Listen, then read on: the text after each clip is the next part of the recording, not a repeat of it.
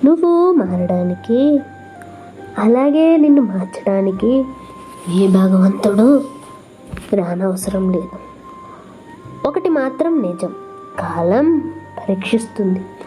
కాస్త ఓపిక పడితే ఆ కాలమే నీకంటూ ఒక దారిని తప్పకుండా చూపెడుతుంది.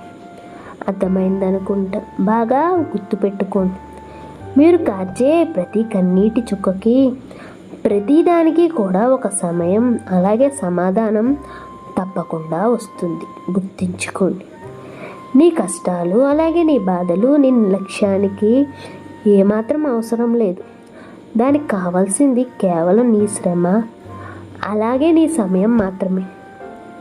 ఒక విత్తనం దాని ముందు ఉన్న అవరోధాలను దాటి ఎలాగైతే ఒక పెద్ద మహావృక్షంలా ఎదుగుతుందో, సరిగ్గా అలాగే నీ ముందు ఉన్న సమస్యలను దాటుకుంటూ ఎదురయ్యే ఓటములన్నీ పక్కన పెడుతూ నీ ప్రయత్నాన్ని కొనసాగించు. అప్పుడే నీకు విజయం లభిస్తుంది. గుర్తుంచుకోండి. ఎలా అంటే, దెబ్బలు తిన్న రాయి అపురూపమైన శిల్పంగా మారుతుంది, కానీ దెబ్బలు కొట్టిన సుత్తి మాత్రం అలానే ఉండిపోతుంది. అందుకే ఎవరు నిన్ను విలువ లేకుండా చూసినా బాధపడకు. వాటిని ఓర్పుతో సహించి, నిన్ను మించిన వారు ఎవరూ లేరన్నట్లు కాలమే నిన్ను నిలబడుతుంది. కాస్త ఓపిక పట్టి చూడు. ఓపిక చాలా అవసరం. గుర్తించుకోండి.